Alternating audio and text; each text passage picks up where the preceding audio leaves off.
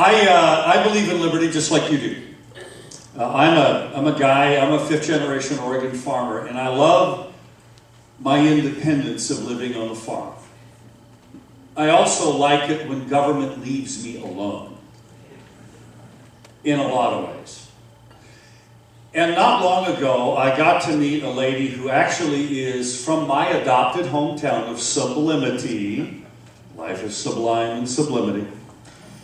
A lady by the name of Diane Roark, who I found out had served many years in the professional staff for the Republicans in Congress, in the U.S. House of Representatives, on the Intelligence Committee. And as I began to talk with her, I began to realize, as she was telling me the story about how she had personal experience as a professional staffer in the issues related to NSA and other programs, many programs, some of which she still can't talk about to this day. But more importantly, the fact that this woman tried to blow the whistle on unconstitutional spying on Americans back in the early days of the Bush administration and was shut down by Republicans and Democrats.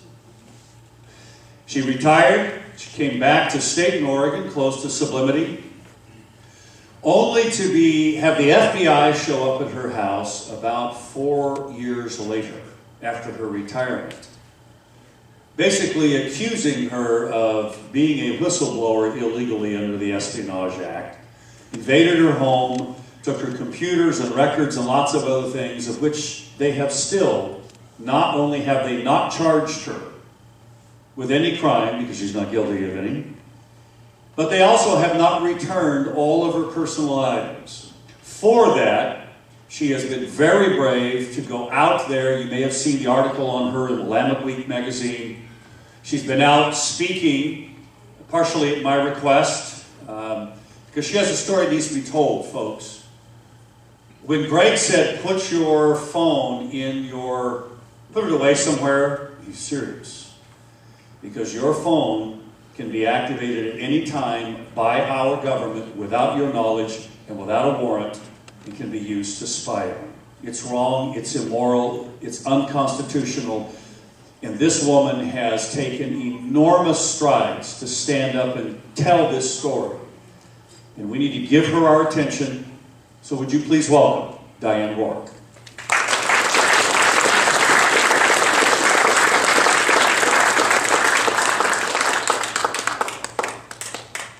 She has my watch, by the way, to make sure she's only going to speak for 20 minutes.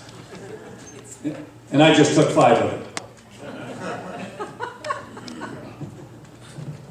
It's hard to squeeze this in, so I'm going to go pretty fast here. But I am here to tell you that our liberty, yours, mine, the entire country's, is at great risk.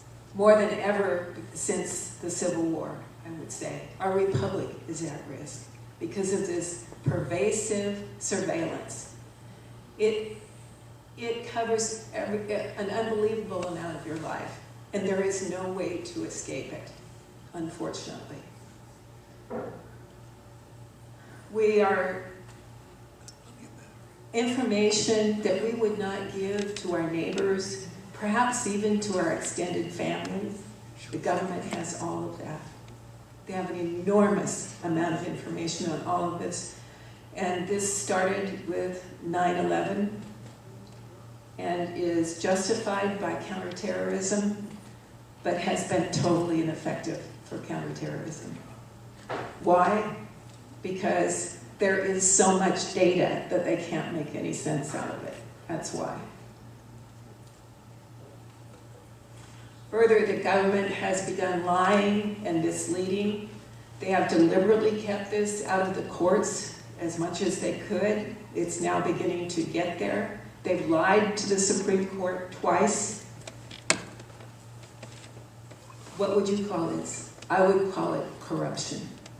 I would say this excessive power has already corrupted our republic and our government. And it's time that we take it back.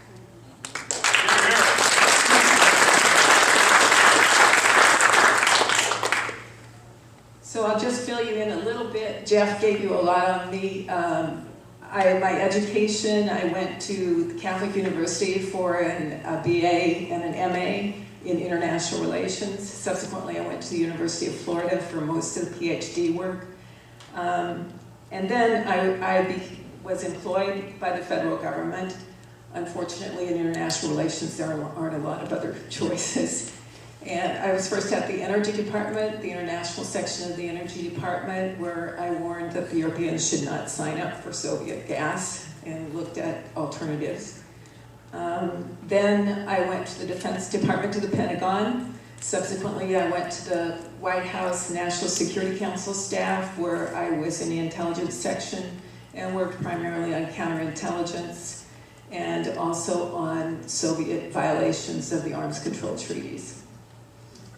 After that, I went to the House Intelligence Committee, where I stayed for 17 years. In the last 5 of those years, I had the NSA account, which means that I supervised, I was, myself and the Democratic staffer on this were the primary people on the House side to make sure that NSA was doing things legally, that it was doing things effectively in a financially good manner, that they were not skipping things, they were not leaving us at risk, and I would make recommendations for changes to their budget every year. So that's basically my background. What happened was that only a couple of months before I retired in 2002, I found out about this secret program that I was not supposed to know about. And I got a number of sources eventually told me about it. And let me tell you, no matter what they say today, I was told it was not just metadata, it was content. It was dragnet content domestically. Furthermore, they had just then started, by July of 2002, they had started collecting other information, non-communications information on Americans and databasing it. So I'm just going to go down a very quick list of some of the things, this is not exhaustive, but some of the things of yours that they are collecting.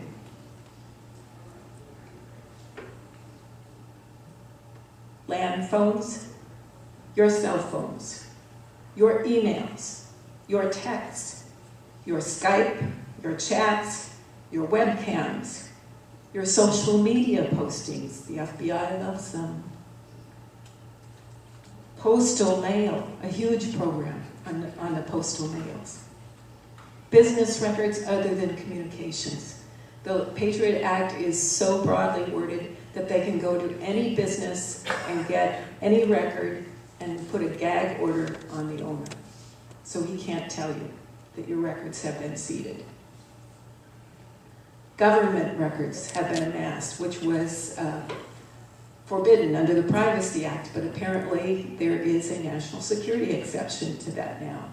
So all local and state and federal government records can be amalgamated in a federal database. That alone gives them an enormous amount of information about you, including gun licenses, of course.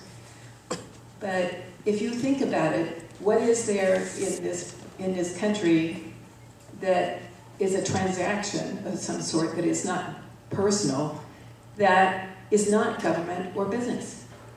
They have basically every transaction that you ever made.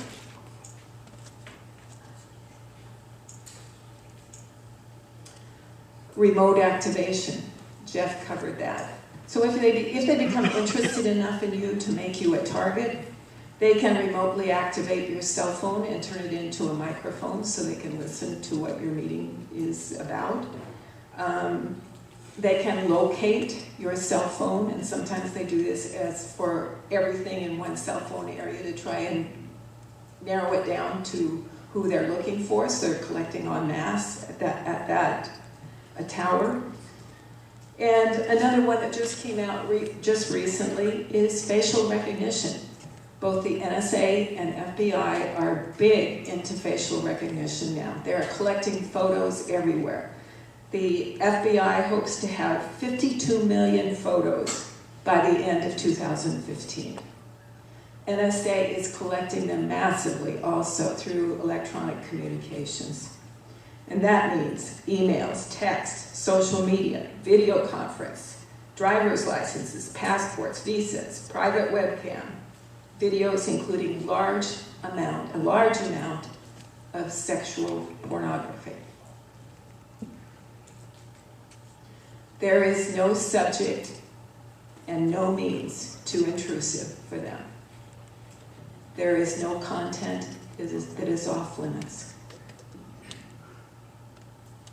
Their motto is collect it all, as shown in the Snowden documents. And what they told me before I left was, we're going to own the web. And they do. The Snowden documents have revealed it. They do own the web. As Glenn Greenwald, the primary reporter for the Snowden documents, said, there is no place to hide. There is basically almost nothing you can do except for not use electronics, use cash all the time, that might get you in trouble with the IRS, and basically live a life of 50 years ago, which would make you very inefficient. Now, the administration has argued not to worry. There are a lot of protections, and you're just fine unless you're doing something wrong. And that's not true at all. First of all, the effective protections were removed. One of the arguments I used when I went around and talked to a lot of people was, this is bad, this is unconstitutional, but at least restore the civil liberties protections that were there to begin with, that they deactivated. And I knew the technology because I had persuaded Congress to pay for it, but it was supposed to be directed against foreign intelligence. And they still have not been restored, and that was automated tracking so that nobody can pull your file off the servers and not have somebody know about it. And the other one was encryption of domestic identities until there is a warrant, an individual warrant in hand. Those were two extremely effective ways to protect privacy if necessary, and they still are not in place. So the primary user of much of this data, given that it's domestic surveillance, the primary user is the FBI, not NSA. And what we don't know, nobody ever focuses on, is that copies of these databases, of the NSA databases, go to both the FBI and the CIA. Has anybody, to your knowledge, ever asked about controls and accesses to those databases? No. There's not a peep about it. And that's where the trouble really is. Apparently, CIA control through them for any reason whatsoever, and the FBI assures us that everything is fine there. So what other checks and balances do we have? Congress. Congress is an abomination on this issue, an absolute abomination. The intelligence committees have been given the lead by the leadership, and the leadership is foursquare behind the administration on this, and they appoint the intelligence committee members. We need new leadership. And then they insist that the only legislation in the House or Senate will consider is legislation from the intelligence committees, which means nothing significant ever happens, including this last bill, which apparently raised more backdoor holes than it solved. What's the other? They also say, oh, you can depend on the courts, the FIS, the Foreign Intelligence Surveillance Court. They are watching this like a hawk. Well, the fact of the matter is, the FIS cannot deny a warrant. They have not been able to do so since 2008 in a legislation that was passed by Congress. So they cannot deny a warrant. They also give group warrants, not individual warrants, which means, for instance, let's take hypothetically a whole area code. If NSA wants to search an entire area code, they can do that. if the FISC approves of it, and they basically approve of it. They also, and most people don't know this, have jurisdiction over only a very small part of the collection that is being done. Why is that? Most of the collection is not done under the Foreign Intelligence Surveillance Act or the Patriot Act, and it is done under executive order, under presidential wartime powers. So this order is called EO 12333, and they are taking a provision that used to appear innocuous and reinterpreting it as they have reinterpreted everything else to allow them to do basically anything they want. The FISC initially also, the Foreign Intelligence Surveillance Court, also initially said that they were unable to stop them because they did not have constitutional powers. They did not have the power to rule on a constitutionality of different things. Colleen Kolar-Kotelly was the head judge on that court, and she approved this and didn't tell the other judges for quite a number of years. I asked to see her, to tell her that there were privacy protections that could be put on it and that she should insist upon doing, and she refused to see me. So did Judge Rehnquist of the Supreme Court. So that's the judicial branch. There's no hope there either. Well, there is potentially, but it's going to be years down the road because the Supreme Court has said that they want it to go through all the lower court and appeals courts, and they're only looking at one small part of the program at a time. And this is a massive, massive program. These tactics, I hate to tell you, also trickle down to local law enforcement who deal with the FBI and who start doing some of the same things they have done, such as sneak and peek searches, which I was subjected to and which they have never admitted. These are supposedly illegal under the law. You have to be notified within 7 days normally, or unless you get an extension. They're apparently happening everywhere across the United States by local law enforcement as well as the FBI. And finally, the NSA data is now being used for criminal investigations, not just for counterterrorism, which was the original purpose. The original purpose of counterterrorism was widened to include other foreign intelligence targets as well. But what is not acknowledged, but was well documented in a Reuters article, is that they started giving tips to local law enforcement. And as usual, it starts with drug enforcement. So especially international drug couriers and so on. So this is another corruption because the courts themselves have become corrupted because they create a fake evidentiary trail, not admitting that they found this under the NSA surveillance program, because if they did, the judge would be able to rule on the constitutionality of it. So everything, in my view, is becoming corrupted. Another thing, is it effective against terrorism? Some people are willing to say the end justifies the means. That if it's cutting these terrorists down, that's fine. We'll take it. But it has been known since July of 2009 that it has been completely ineffective against domestic terrorism. That was the date on which the unclassified summary of a study by the 5 inspectors general of the intelligence community that was requested by Congress, but I apparently didn't read it. That was when it said specifically, we went and asked all the all-source analysts if any of this material had been critical to any counterterrorism case since it began in October of 2001. And they said no.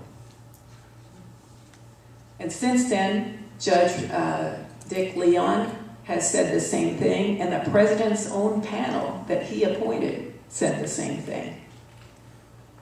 There is one judge that, that went along with the government on everything, that disagreed, but it's clear it's not helping. And one of the reasons it's not helping is because they are drowning in their excessive data.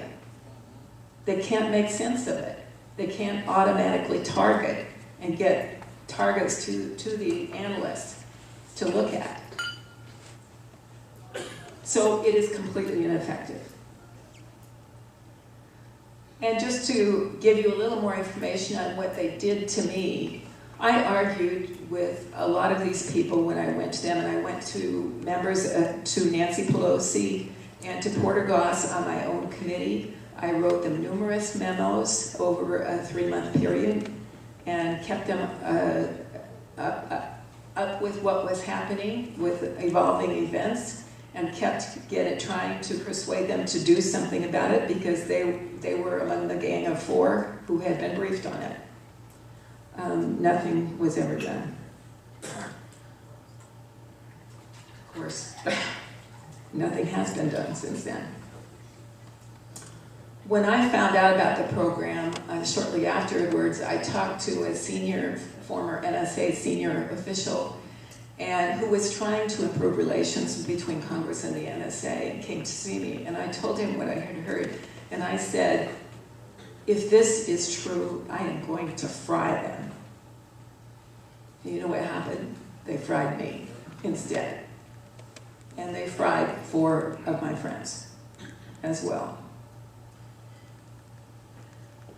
What happened was, when I had talked to everybody, and I talked to a lot of people in the executive branch, David Addington, Cheney's lawyer who basically ran the program, refused to meet with me. But I talked to other people. I talked to General Hayden, who was heading the NSA at that time, twice about it. I talked to the Deputy Director of National Intelligence for Collection. Everybody would listen, but they wouldn't say much, except for General Hayden, who gave me some valuable information that made me even more concerned. And everyone I talked to, every single one, agreed that it was going to leak. And as I said, because it is so obviously illegal. It is so obviously contrary to all the training that intelligence people have had about what they can and cannot do. And they all agreed. Well, I was really amazed it didn't leak for 4 years, until December of '05. And at that time, I opened up the paper and I said, there was a headline across the front of it, and I said, wow, it finally came out. They immediately started an investigation with 20 FBI agents and 5 US prosecutors. So it was a big full court press. And the White House was determined that the culprit would be found, because very few people had been briefed into this program. So they were very hopeful that it could be, the leaker could be found this time. Finally, in August of '06, they called me, the House General Counsel called me and said the FBI would like to know if you would voluntarily cooperate with their leak investigation. And I said, yes, I will cooperate, but I will not tell them my sources. So finally, in February of 2007, I went for a little meeting with them. It turned into an interrogation. And it turns out I was one of their prime suspects, because I had so vocally opposed it.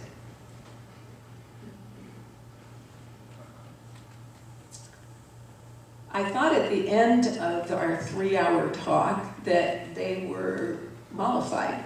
They were actually friendly at the end. And so we thought it was all over. My lawyer put it in her dead letter case. And then in late July of 2007, they raided me at 6 o'clock in the morning. They went through my entire house, every drawer, every closet, every mattress, everything, every book, and hauled away cartons and cartons of stuff, and my computer, and my printer, everything they could find.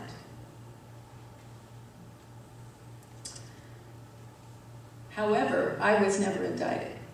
It turns out 4 of my friends were also raided, 3 of them at the same time that I was.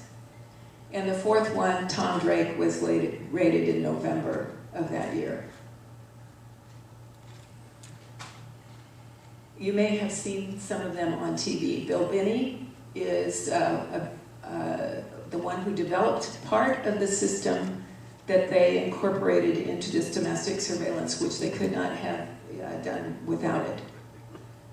And so he has been talking a considerable amount, despite the fact that he has 4 amputations of his legs. And he is going around, making the rounds, going to Europe, doing everything he can to oppose this. So too is his sidekick, Kirk Wiebe. He's another one.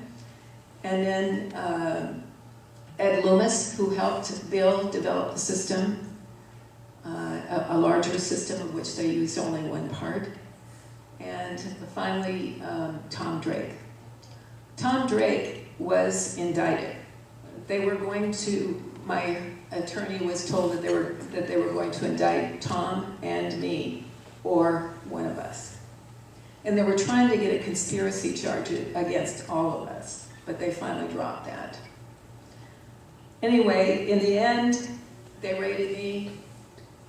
They refused to tell me the status of my case. In Tom's case, what happened was they dropped all 10 felony charges for 35 years in prison under the Espionage Act. The reason they used that is not because it was meant to be used against leakers or whistleblowers. It's because it has the most draconian sentences. So they used that, and 4 days before the trial, the public trial, they had already gone through hearings dealing with classified information. 4 days before the public trial, they dropped all charges. Why? Because they had set him up. It was fraudulent. With both him and me, they couldn't find anything that we had done that they could charge us with. So they made up the charges. In my case, they came in December of 2009, long, 2.5 years after my interview with them. And they called my attorney and asked me to plead guilty to felony perjury at the interview. And they read a quote to her. She called me and read it to me. And I said, well, you know, I remember that. Exactly. That sounds like just about an exact quote. But it was a different subject. And of course, they had covered up the top and the bottom of their notes so that she couldn't see the subject. And they were hoping we would not remember. And with Tom, what they did when they raided him, they allegedly found 5 documents that were not marked as classified, took them to NSA, which obligingly, retroactively classified them. And then tried to, those were the main 5 charges against him, and then they built on those and said that he had obstructed justice by trying to delete some things from his computer, normal deletions. Anyway, that is the story. Tom is now very, very active also on the speaking circuit. So Tom Drake and Bill Binney, when you see them. There was also a Frontline piece on May 13th, which is still available online, that is 2 hours, but basically gives you the whole storyline, puts it in context for people who can't follow it themselves. So what is my message to you from my story? My message to you is that there is no one who is untouchable. I thought I was protected by legislative privilege, by separation of powers. I thought they would never dare to try and string up a congressional staffer who had been in charge of their budget and oversight. Well, it didn't bother them at all. It didn't bother them at all. All of us are vulnerable, especially those who are leading opinion leaders and dissidents on policy of any kind. You may have seen that DHS, the Department of Homeland Security, regards anti-abortionists as potential terrorists, former military as potential terrorists, gun owners as potential terrorists. That covers the whole room.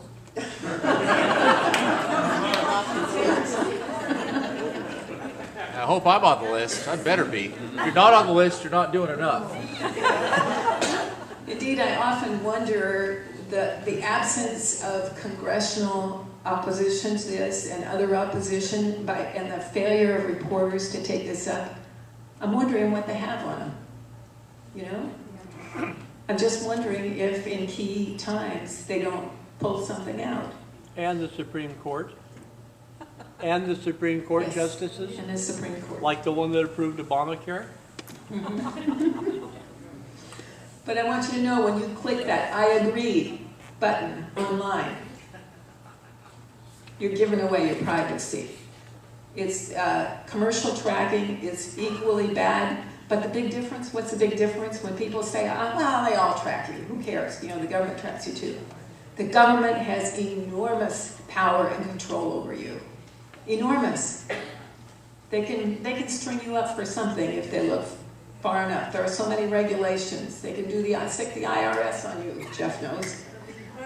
They can do dirty tricks. They can do so much against you. And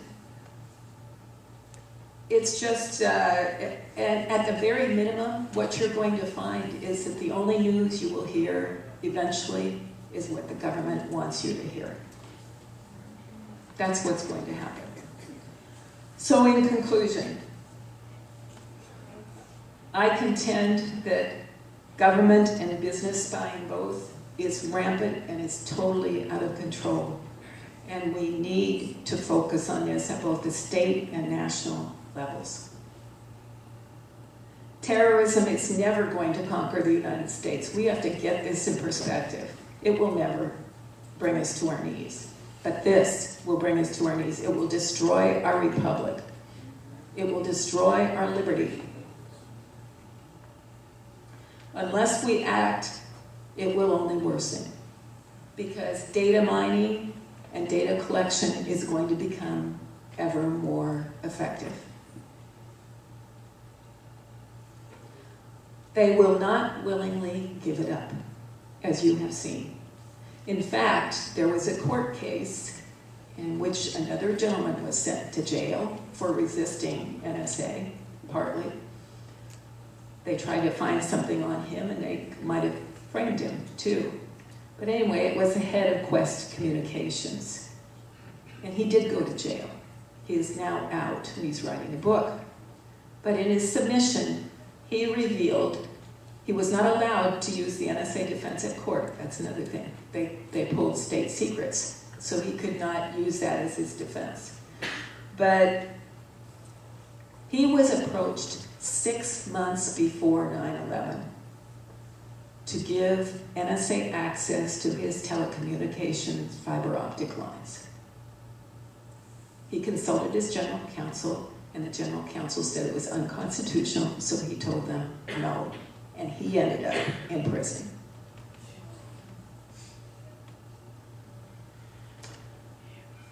This is a grassroots, bipartisan issue. There is no politician you can trust with this kind of power, not Republican or Democrat, as has been well shown. We need to get active on this. We need to make sure that every single person who is nominated for, or runs for national office must declare himself on this issue so the voters know where he stands. Finally, the last closing thought is that I want you to know that Glenn Greenwald, the primary reporter on the Snowden documents, has been saying for some time that he has saved the worst. By far the worst was yet to come. I was hoping that he found the extremely compartmented intelligence programs that revealed who they were targeting. And we were told by a fellow named Russell Tice that they were tracking specifically all the elites, basically. You know, it was all three branches. It was Congress and congressional staff. It was judges, attorneys, international firms, It was their own executive branch people. I guess to see if they were towing a line, not leaking. People at the White House and the State Department, they're actually going after their own people. And by the way, Jim Risen, who broke the story, originally said when General Petraeus was found by his emails, by the way, by the emails database that the FBI had, this whole story came out. When General Petraeus was kicked out of the CIA as head of CIA because of the affair he was having, Jim Risen said to me, the surveillance state has started eating its own. This is an example of what can happen. And so for over 12 years now, this program has become embedded in concrete practically. It is going to be an enormous fight to get this out of here. But in the meantime, they have electronic files. They've lied and said they don't have files. It's automatically filed in the database under your telephone number, your computer IP address, your email address. It's all filed automatically when it comes in. For 12 years, they've been collecting files on you.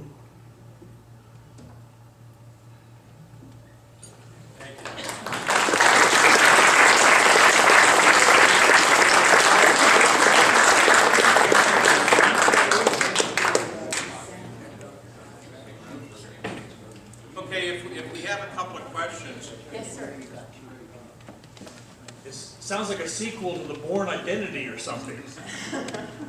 Actually, you know what it's like? It's the, what was that,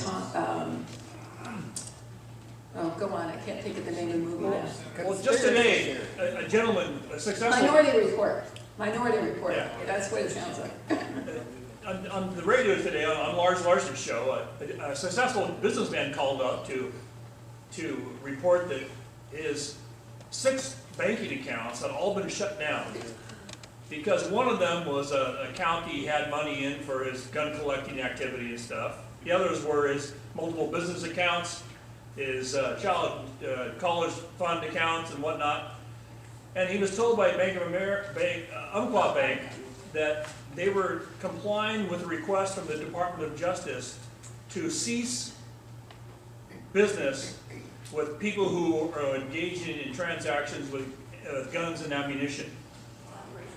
And so when you brought that up here, I'm listening to tonight and thinking, well, how would the banks know whose accounts to look at if the NSA and surveillance weren't telling them? And so would you suspect that it was the Department of Justice, NSA, informing Umpqua Bank that this person has this, will you help us to shut them down? I don't know that it would be, this was federal government policy, you heard? Yeah, they're doing it, it's a volunteer thing. They're asking them, all the major banks, to voluntarily cease business with account holders who are involved in guns and ammunition transactions. As I said, some of this is incredibly intrusive. Some of the things that have been mentioned under the business records provision other than communications include things like your credit rating, your credit transactions, your banking transactions. So, if that's the case, certainly they could be done. Is there anybody out on the political landscape, as far as senators, House reps, that you can think of that are good people that are willing to really fight this thing? Rand Paul has a big initiative now, what he calls the Fourth Amendment protection law. He is one. There have been a number, Ron Wyden, as you know, has been a leader in this. Mark Udall has often teamed up with him. There's another person. Wyden's a phony. Buckel went through some of Ron Wyden's stuff and exposed it as being phony. Really? Yeah. Bugle. Bugle. Oh, Bugle. Oh, okay. Yeah, Okay. they actually printed the story in the Oregonian, actually. They printed Yeah. his op-ed on that. Yeah. And our very own Marion County representative has usually followed Wyden's lead. However, this time he voted for the U.S. Freedom Act, which was a complete charade. And I wrote him a nasty gram. Okay. Is Snowden a bad guy, like they have portrayed him as being? No, he's not. There have been so many, defamations. Is Snowden a bad guy like they have portrayed him? There have been so many attacks on his character that just are not true. I mean, can't claim that I know Snowden, of course, but I have seen a lot of interviews of him, and I think he is very impressive. I think he sacrificed himself for this country, and I have to say, he had more courage than I did. I fought this on the inside, but I didn't reveal classified information. I quit when I had reached a dead end, and he just decided he was going to do this for the country and ruin his life. And I have to say, too, one of the things they keep saying is that he has basically defected to Russia. He gave them all access to this in China and everything. That's not true. First of all, it's the administration's own incompetence that stuck him in Russia. And he got on a plane in Hong Kong to go to Ecuador through Moscow and Cuba. And after the plane was airborne, they revoked his passport. So when he got to Russia, he could not board another plane. And of course, Putin refused to hand him over. And then they're saying he deliberately defected to Russia. It's ridiculous. It's just ridiculous. Another thing is they said that he definitely gave them all, and if he didn't give it to them, they now have it because they aren't as good an intelligence agency as I think they are if they don't have all that information now. Well, in point of fact, before he met Greenwald and Laura Poitras in Hong Kong and turned over all of the information to them. He did have 4 computers, but they were blank. But he had put all of it on thumb drives before, and he gave it all to them before they left town and before he took the airplane. So there was no data for them to steal. He had also given it to some other people in case something happened to him because he was afraid of an assassination attempt. But he had no data on him personally. That's just 2 examples of the type of things they're trying to pull. Yes? You've referred to the perpetrators as they. So who are they?